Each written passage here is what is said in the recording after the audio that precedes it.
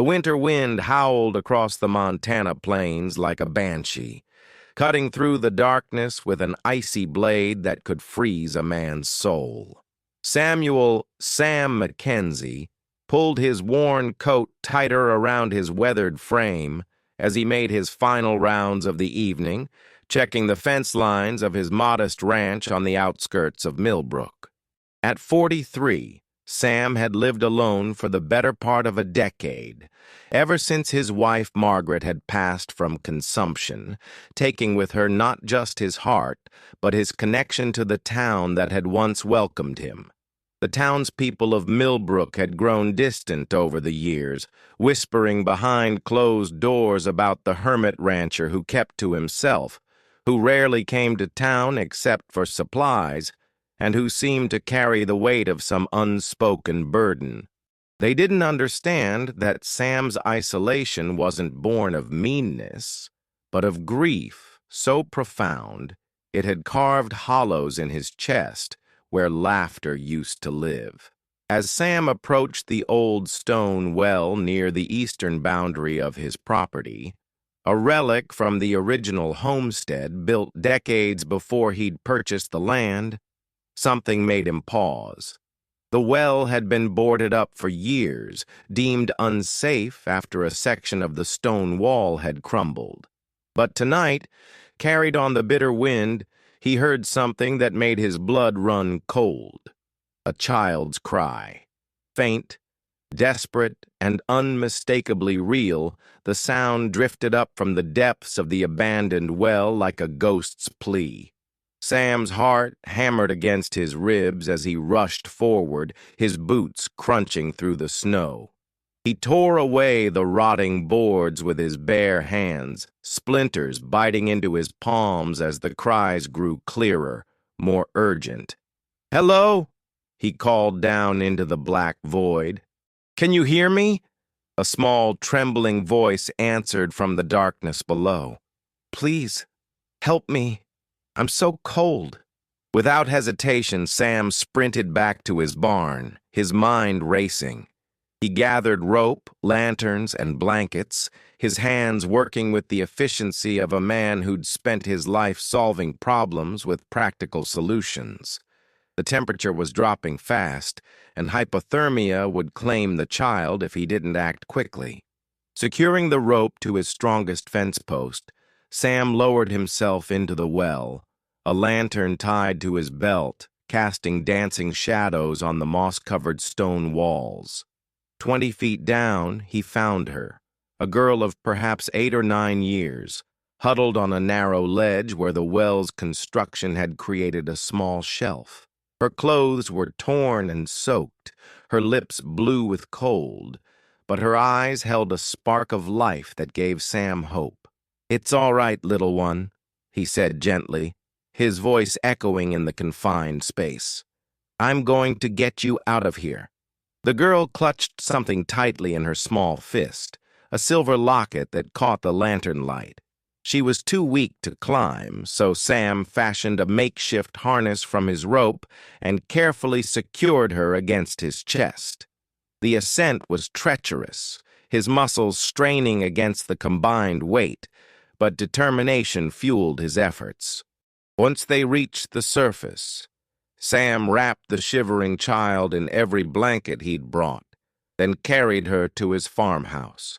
The warmth of the kitchen seemed to revive her slightly, and as he prepared hot broth and dry clothes, she spoke in whispers. "My name is Emma," she said, her voice barely audible. "I was running. They were chasing me. I fell." "Who was chasing you, child?" Sam asked gently, kneeling beside the chair where she sat wrapped in quilts.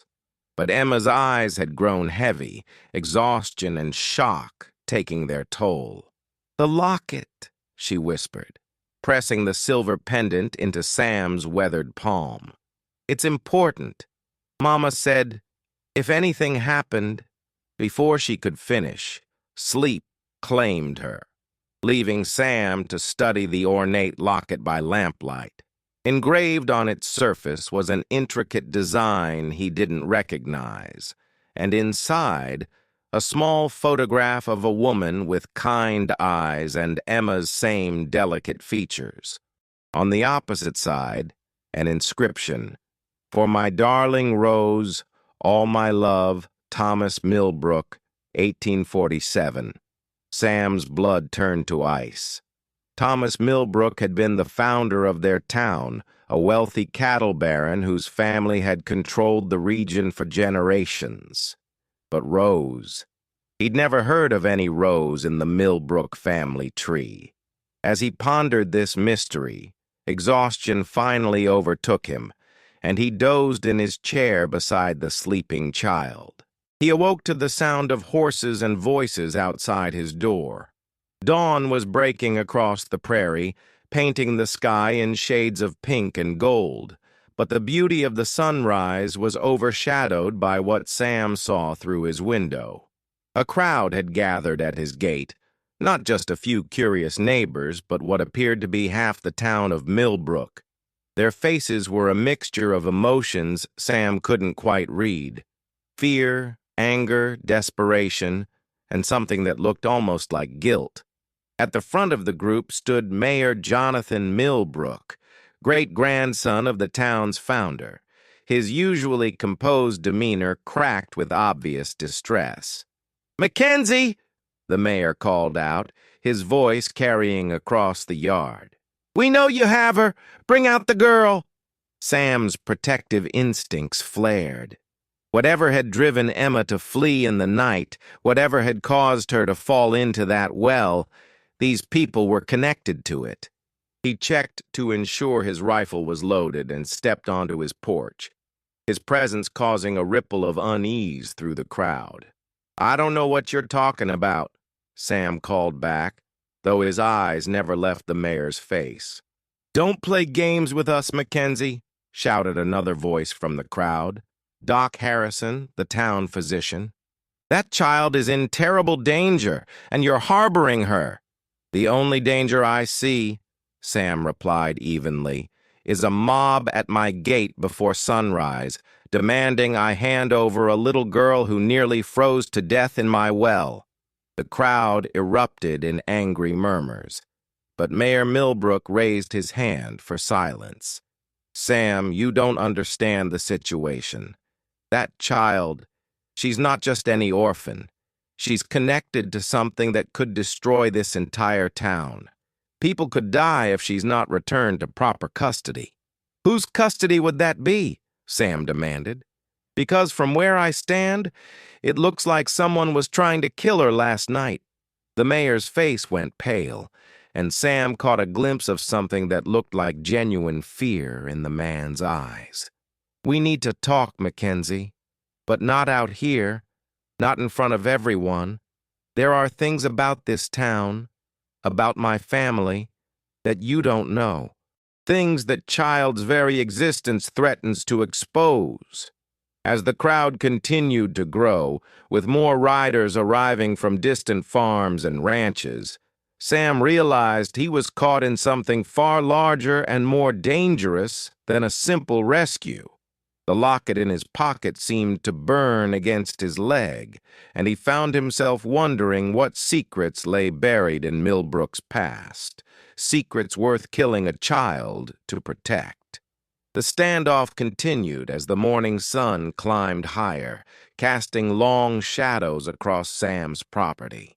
The crowd had swelled to nearly 50 people, their horses stamping restlessly in the cold air, breath forming clouds of vapor in the frigid morning. Sam noticed that not everyone in the gathering looked hostile. Some faces showed genuine concern, others confusion, as if they'd been roused from their beds and told to come without fully understanding why. "I'm coming in, Mackenzie, Mayor," Millbrook announced, dismounting from his horse. "Just me. We need to talk, man to man." Sam considered this for a moment, then nodded curtly. "Leave your weapons with your horse." The mayor unbuckled his gun belt and approached the porch with his hands visible. Up close, Sam could see the strain etched in the man's features, deep lines around his eyes, a tremor in his hands that spoke of sleepless nights and heavy burdens. "May I come inside?" Millbrook asked. Sam stepped aside but kept his rifle ready. In the kitchen, Emma still slept in the chair, wrapped in quilts, her small face peaceful despite the chaos surrounding her. The mayor's breath caught when he saw her. "Dear God," he whispered, "she looks just like her." "Like who?" Sam demanded. Millbrook sank into a chair across from the sleeping child, suddenly looking every one of his 50-odd years. "Like Rose, my great-grandfather's first wife, the woman whose existence our family has spent 70 years trying to erase from history." Sam pulled the locket from his pocket and placed it on the table between them. Millbrook's face went ashen. "Where did you find that?" he asked, his voice barely above a whisper. "The girl was clutching it when I pulled her from the well. Your great-grandfather gave it to someone named Rose in 1847. Want to tell me why that's got half the town ready to lynch a child?" Millbrook reached for the locket with trembling fingers, then stopped himself. "Thomas Millbrook married Rose Delacroix in 1847 when he was just starting to build his cattle empire. She was the daughter of a French trapper, beautiful and kind, and Thomas loved her more than life itself. But Rose had a secret." "What kind of secret?" "She was part Lakota. Her mother had been taken in by the Delacroix family as a child, raised as their own. But her heritage was unmistakable to those who knew what to look for. In 1847, that didn't matter much. The territory was still wild, and love was love. But as Thomas's wealth grew, as he began to court investors from back east, Rose's background became problematic. Sam felt a chill that had nothing to do with the winter air. "What happened to her?" "Officially, she died in childbirth in 1849, along with the baby. Thomas remarried within a year to a banker's daughter from Denver, started the family line that leads to me. But there were always whispers, always rumors that Rose had been sent away, that the child had survived. And you think Emma is Rose's great-granddaughter, most likely.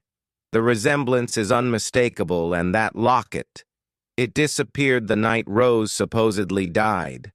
Millbrook's voice grew heavy with shame. "My family built their fortune on the lie of Rose's death. The Eastern investors, the government contracts, the railroad deals, all of it was secured because Thomas Millbrook was seen as a respectable white settler, not a man who'd married into a native family." Sam studied the mayor's face, seeing genuine anguish there. "But why would that matter now? It's been 70 years. Because it's not just about the past, Sam. 3 months ago, the federal government announced they were reviewing all the original land grants in this territory. If it comes to light that Thomas obtained his holdings through fraudulent means, that he lied about his family status to secure preferential treatment, every deed, every title, every property claim in this county could be invalidated." The magnitude of what Millbrook was saying hit Sam like a physical blow. The entire town would lose everything: farms, ranches, businesses. All of it built on land that might legally belong to Rose's descendants, or worse, revert to federal control and be redistributed. Millbrook's hands clenched into fists. When word spread that a child matching Rose's description had been seen in the area asking questions about the Millbrook family, some people decided she was too dangerous to let live. "Who?" Sam's voice was deadly quiet. "Who tried to kill her?" Before Millbrook could answer, a commotion erupted.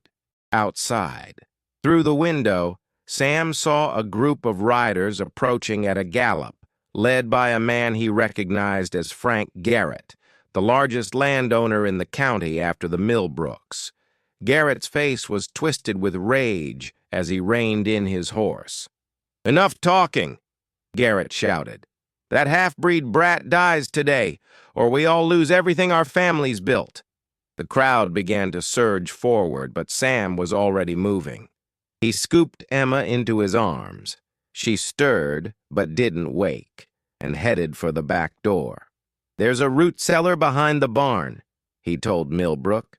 "If you're truly sorry for what your family did, help me get her to safety." To his surprise, the mayor nodded grimly. "There's something else you need to know, Sam.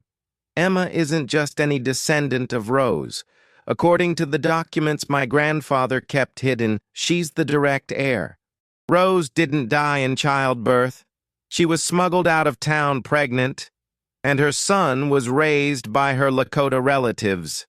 Emma is Thomas Millbrook's great-great-granddaughter, which means she has a legal claim to everything," Sam finished, understanding flooding through him.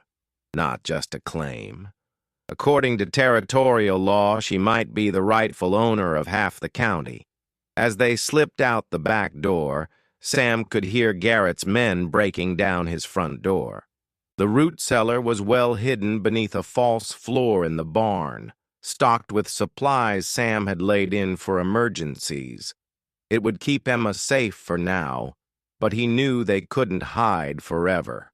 "There's more," Millbrook whispered, as they settled Emma onto a pile of blankets in the cellar. "The reason she was running, the reason she ended up in your well, someone's been hunting her family for months. Her grandmother was found dead in Denver 3 weeks ago, supposedly from natural causes. Her aunt disappeared from a hotel in Cheyenne. Emma is the last one left. Who's behind it? I have my suspicions, but no proof. Someone with enough money and influence to orchestrate murders across 3 territories. Someone who stands to lose everything if Emma's claim becomes public."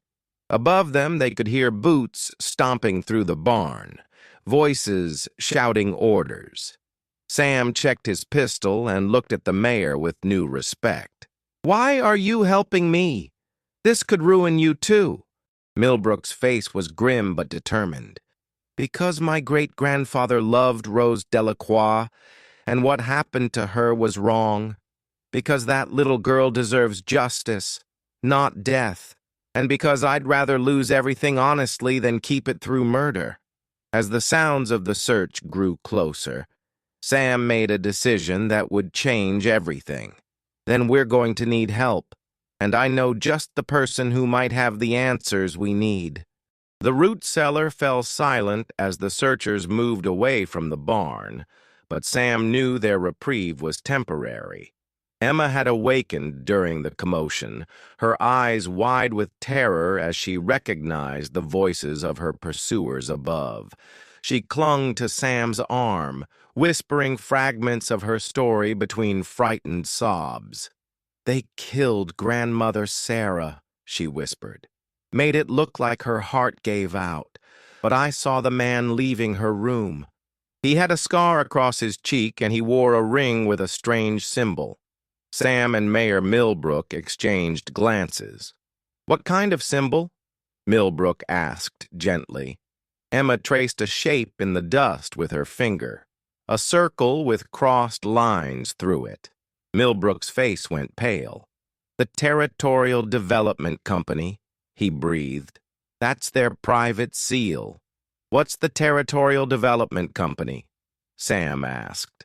"A consortium of Eastern investors who've been buying up land rights across the territory for the past 5 years. They're planning to bring the railroad through here, and they need clear titles to make it profitable." Millbrook's voice grew grim. "If Emma's claim invalidates the land grants, it would cost them millions." "And who runs this company?" Before Millbrook could answer, a new voice called out from above. Female, authoritative, and completely unexpected. "Samuel Mackenzie, I know you're down there, and I know you have the child. Come out now, and no one gets hurt." Sam frowned. He didn't recognize the voice, but there was something in its tone that suggested this wasn't another member of Garrett's lynch mob. Cautiously, he climbed the ladder and peered through a crack in the barn wall. A woman sat astride a magnificent black horse, facing down Garrett and his men with the confidence of someone accustomed to command. She was perhaps 35, dressed in practical riding clothes, with steel-gray eyes and auburn hair pulled back in a severe bun. Most remarkably, she wore a badge, a federal marshal's star. "Marshal Catherine Brennan," she announced to the crowd. "I'm here on official business regarding the child you're all so eager to find." Garrett spurred his horse forward aggressively. "This is local business, Marshal. Federal law doesn't apply here." "It does when it involves murder, conspiracy, and violations of territorial land grants," Brennan replied coolly. "I have warrants for the arrest of several individuals in connection with the deaths of Sarah Delacroix and her daughter Mary. I suggest you all disperse before you find yourselves charged as accessories." The crowd began to murmur uncertainly, but Garrett wasn't backing down. "You have no jurisdiction here, woman, and no proof of any murders." Marshal Brennan smiled, but it was a cold expression that didn't reach her eyes. "Actually, I have quite a bit of proof, including testimony from a witness who survived an attempt on her life in Cheyenne. Mary Delacroix didn't die, Mr. Garrett. She's very much alive and very willing to testify about who hired the men who tried to kill her." Sam saw Garrett's hand move toward his gun, and he made his decision. Bursting from the barn with his rifle ready, he called out, "Marshal, the child is safe, but we need to talk." Brennan's eyes found his immediately, and he saw intelligence and determination there. "Mr. Mackenzie, I presume. I've been tracking Emma's family for weeks, trying to stay one step ahead of the killers. When I heard about the commotion here, I knew I'd found her." "How do we know you're really a federal marshal?" Garrett demanded. In response, Brennan produced an official-looking document from her saddlebag. "Warrant for the arrest of Franklin Garrett on charges of conspiracy to commit murder and fraud. You want to see my credentials, Frank? You'll have plenty of time to examine them in federal prison." Garrett's face went purple with rage. "You can't prove anything." "Can't I? We have bank records showing payments from the Territorial Development Company to known assassins. We have witness testimony placing you in Denver the night Sarah Delacroix died. And we have this." She held up a ring identical to the one Emma had described, a circle with crossed lines. "Dropped at the scene of Mary Delacroix's attempted murder. It has your initials engraved inside." The crowd began to back away from Garrett, sensing the shift in power. But Sam noticed several men positioning themselves strategically around the yard, Garrett's most loyal supporters, preparing for a fight. "Emma," Sam called toward the barn, "it's safe to come out now." The little girl emerged from the cellar with Mayor Millbrook's help, still clutching her grandmother's locket. When she saw Marshal Brennan, her face lit up with recognition and relief. "Aunt Kate!" she cried, running toward the marshal. Brennan dismounted and swept Emma into her arms, and Sam saw tears in the tough woman's eyes. "Hello, little star. I've been looking everywhere for you." "Your family?" Sam asked, pieces of the puzzle clicking into place. "Mary Delacroix is my sister," Brennan explained, still holding Emma close. "When she married Robert Delacroix, she took his name, but she never forgot her heritage. When the killing started, she sent Emma to stay with their grandmother while she tried to gather evidence. That's when Sarah was murdered. And you became a federal marshal to investigate? I've been a marshal for 10 years, Sam. But when my family was threatened, it became personal." Her expression hardened as she looked at Garrett. The Territorial Development Company has been systematically eliminating anyone with potential claims to disputed land. Emma's family wasn't their only target. Garrett had heard enough. With a roar of rage, he drew his pistol, but Sam was faster. His rifle shot took Garrett in the shoulder, spinning him from his saddle. The rancher's supporters hesitated, suddenly facing not just Sam's gun, but Marshal Brennan's as well. "Anyone else want to try their luck against federal law?" Brennan asked calmly. The fight went out of the crowd quickly. Several of Garrett's men threw down their weapons, while others simply rode away as fast as their horses could carry them. Within minutes, the yard was nearly empty, except for a few townspeople who had come out of genuine concern rather than malice. Mayor Millbrook approached Marshal Brennan with obvious relief. "Marshal, I want to cooperate fully with your investigation. My family has done terrible things to cover up the truth about Rose Delacroix, and it's time to make amends." "That's good to hear, Mayor, because Emma's claim to the Millbrook holdings is just the beginning. We've discovered that Thomas Millbrook wasn't the only settler who used fraudulent means to secure land grants. The Territorial Development Company has been buying up these questionable titles for years, planning to consolidate them into a massive railroad corridor." Sam felt a chill of understanding. They were going to steal the entire territory. Exactly. But Emma's survival and the evidence we've gathered will expose the whole conspiracy. The legitimate landowners will keep their property, the fraudulent claims will be invalidated, and the railroad will have to negotiate fairly for right-of-way. As they talked, Doc Harrison approached hesitantly. "Marshal, I need to confess something. Garrett threatened my family if I didn't help cover up the murders. I falsified Sarah Delacroix's death certificate, made it look like natural causes. I'm willing to testify to make this right." Brennan nodded approvingly. "That's exactly the kind of cooperation we need, Doctor." But even as the immediate crisis seemed to be resolving, Sam noticed movement in the distance. More riders approaching, and these weren't local farmers. They rode in formation, well-armed and purposeful. "Marshal," he said quietly, "we may have more company coming."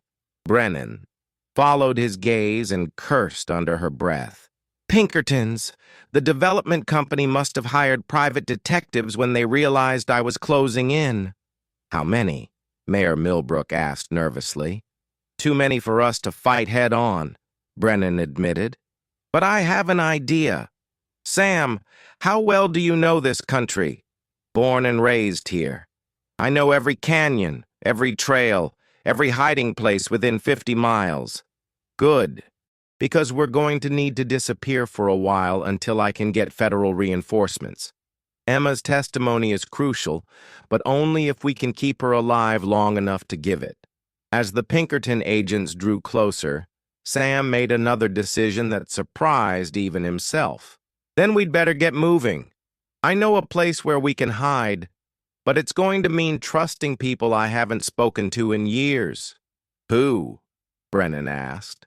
Sam's expression was grim but determined. "The Lakota.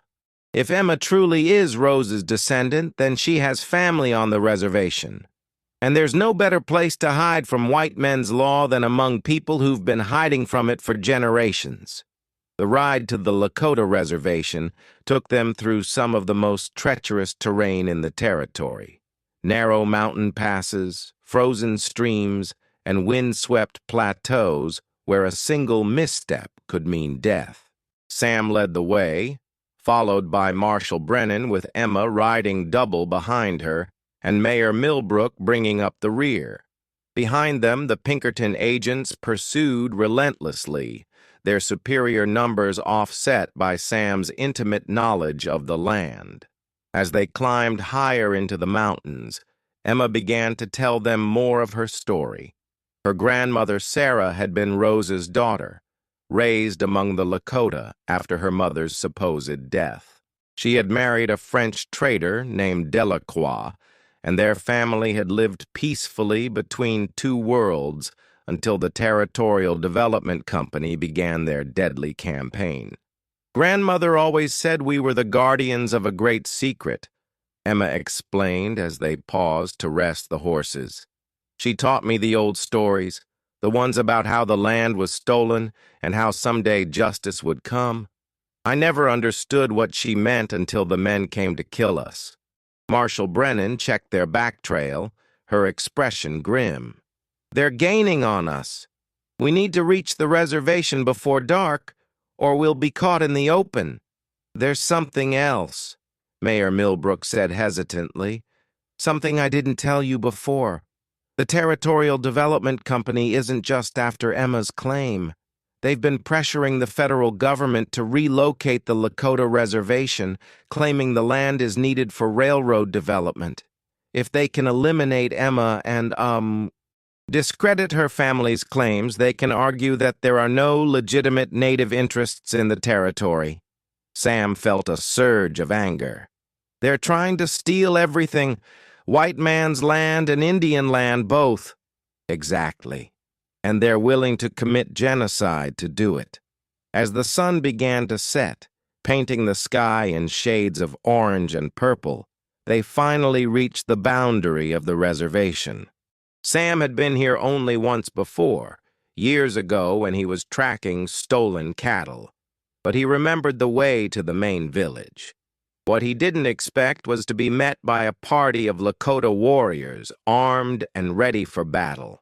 The leader of the group was a man of perhaps 50, with steel-gray hair and eyes that seemed to see straight through to a person's soul. He spoke in accented English, his voice carrying the authority of a chief. Samuel Mackenzie. I am Joseph Standing Bear. We have been expecting you. Sam was taken aback. Expecting us? Word travels fast in the mountains. We know about the child, about the men who hunt her, about the truth she carries. Standing Bear's gaze shifted to Emma, and his stern expression softened. We know who she is. Emma slipped down from Marshal Brennan's horse and approached the chief with surprising confidence. She spoke a few words in Lakota, halting and childish, but clearly understood. Standing Bear's eyes widened, and he knelt to her level. You have your great-great-grandmother's eyes, he said gently. Rose was my grandmother's sister. You are family, little one. The emotional reunion was interrupted by the sound of gunfire echoing across the valley. The Pinkerton agents had found their trail and were approaching fast. How many? Standing Bear asked, his warriors already moving into defensive positions. 20, maybe 25, Brennan replied. Well armed and desperate. Then they will find more than they bargained for, the chief said grimly. This is sovereign territory, and we do not recognize the authority of hired killers. What followed was unlike any battle Sam had ever witnessed. The Lakota warriors seemed to melt into the landscape, using every rock, every tree, every shadow to their advantage. The Pinkerton agents, accustomed to intimidating farmers and shopkeepers, found themselves facing opponents who had been fighting for their survival for generations. Sam, Brennan, and Millbrook took positions to protect Emma, but the battle was decided quickly. The Pinkertons' superior firepower was useless against enemies they couldn't see, and within an hour, the survivors were retreating back down the mountain, leaving their dead behind. It's over, Brennan said, but Standing Bear shook his head. This battle is over. The war continues until the truth is told and justice is done. That night, around the fires of the Lakota village, the full scope of the conspiracy was revealed. Standing Bear produced documents that had been hidden for decades. The original marriage certificate of Thomas Millbrook and Rose Delacroix, letters proving that Rose had been forced to flee for her life, and most damning of all, a confession written by Thomas himself before his death, admitting to the fraud and begging forgiveness from Rose's descendants. "My grandfather was the keeper of these papers," Standing Bear explained. "Rose made him promise to preserve them until the day came when her family could reclaim what was stolen." Mayor Millbrook studied the documents with growing amazement. "These prove everything, not just Emma's claim, but the entire history of fraud and murder. The Territorial Development Company, my family's lies, all of it." "But will anyone believe them?" Sam asked. "These men have money, influence, connections in Washington." Marshall Brennan smiled for the first time since Sam had met her. "They might have connections, but I have something better. I have the law on my side, and now I have proof. When word of this reaches the territorial governor, heads are going to roll." Over the next 3 days, as they waited for federal reinforcements to arrive, Sam found himself drawn into the life of the Lakota village. He watched Emma blossom as she learned about her heritage, saw her play with children who accepted her without question, witnessed her grandmother's stories come to life in the traditions of her people. On the third evening, as they sat around the fire sharing a meal, Standing Bear made an unexpected announcement. "The council has decided. When this matter is settled, when Emma's claim is recognized, we want her to choose where she belongs. She can stay with us, learn the old ways, become the bridge between our people and the white world. Or she can return to that world, carrying our stories with her. The choice will be hers." Emma looked around the circle of faces. Sam's weathered features, Marshall Brennan's determined expression, Mayor Millbrook's guilty but hopeful eyes, and Standing Bear's wise countenance. "I want to stay with Uncle Sam," she said quietly. "But I want to visit here, too, to learn about Grandmother Rose and the old ways. And I want to make sure the bad men can never hurt anyone else." Sam felt his heart swell with an emotion he hadn't experienced since Margaret's death. "Are you sure, little one? I'm just an old rancher who doesn't know much about raising children." Emma smiled, and in that expression, Sam saw echoes of the woman in the locket, Rose Delacroix, who had loved and lost and endured. "You saved me from the well, Uncle Sam. You saved me from the bad men. You're the bravest person I know."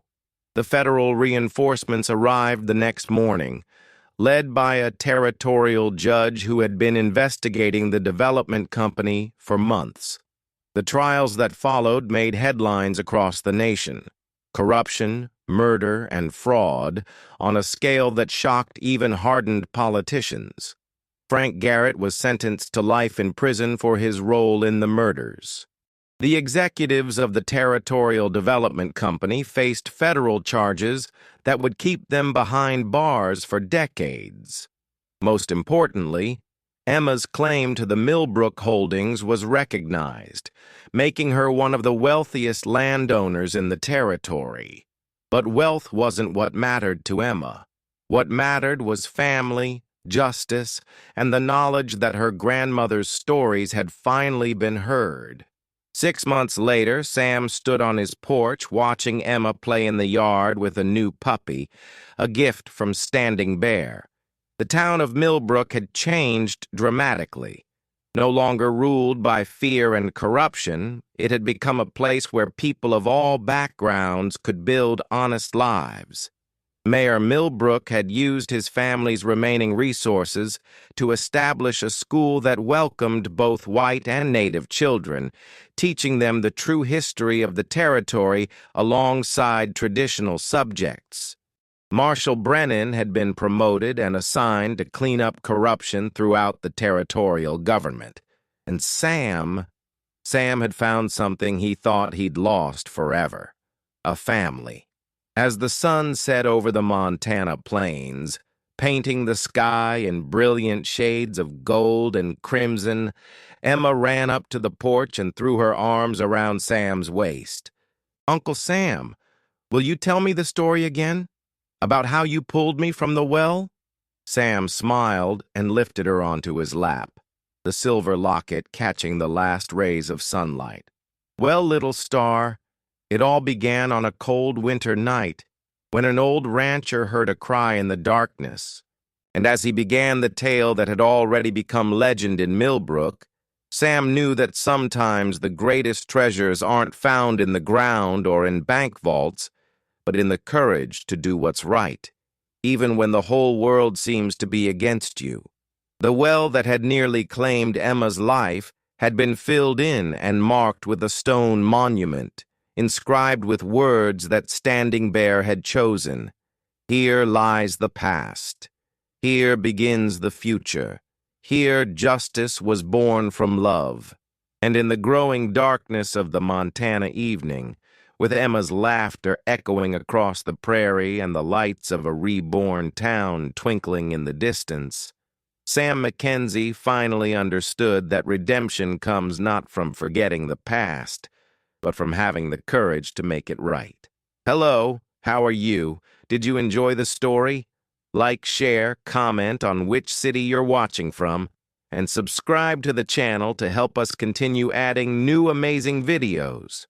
Thank you very much and come back often.